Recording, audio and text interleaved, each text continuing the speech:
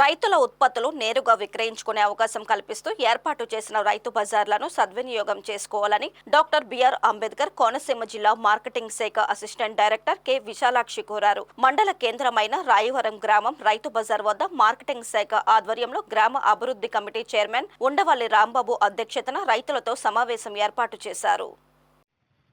ఈ సందర్భంగా ఆమె మాట్లాడుతూ రైతులు కష్టపడి పండించిన పంటలను నేరుగా కొనుగోలుదారులకు విక్రయిస్తే తగిన గిట్టుబాటు ధర లభించే అవకాశం ఉంటుంది అన్నారు. Ramachandrapuram horticulture officer M Anusha మాట్లాడుతూ రైతులకు మేలు కలిగేలా ప్రభుత్వం చర్యలు తీసుకుంటుందని అన్నారు. ఈ కార్యక్రమంలో జనసేన సీనియర్ నాయకుడు ఎస్ఎంసీ చైర్మన్ దేవిశెట్టి కోటేశ్వరరావు, గ్రామ horticulture assistants Bhuvaneswari, Satyaveni, K Aishwaryadevi, Dwarapudi marketing committee secretary P Subbaraju, రైతు బజార్ estate officer B Satish Kumar పాల్గొన్నారు.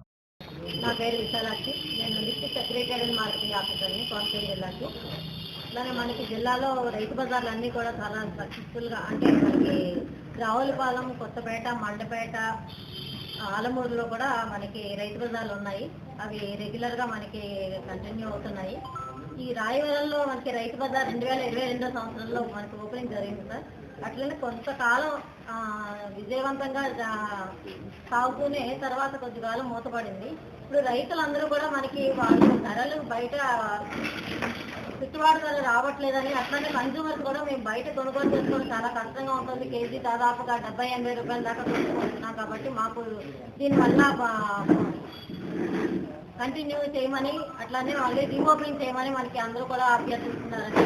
ఇందువల్ల దీని మీద కన్జ్యూమర్స్కి, ఫార్మర్స్కి కూడా మన అవేర్నెస్ ప్రోగ్రాంలో కండక్ట్ చేయడం కోసం ఈవేళ ఏర్పాటు చేసుకోవడం జరిగింది ఈ సమావేశాన్ని.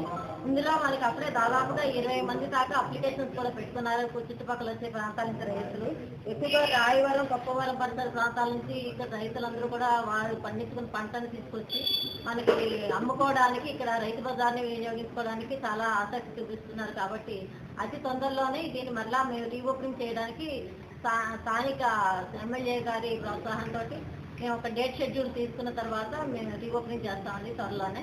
కాబట్టి ఈ అవకాశాన్ని వినియోగించుకోవాల్సిందిగా రైతులు మరియు కన్జ్యూమర్స్ అందరికీ కూడా నేను తెలియజేసుకుంటున్నాను.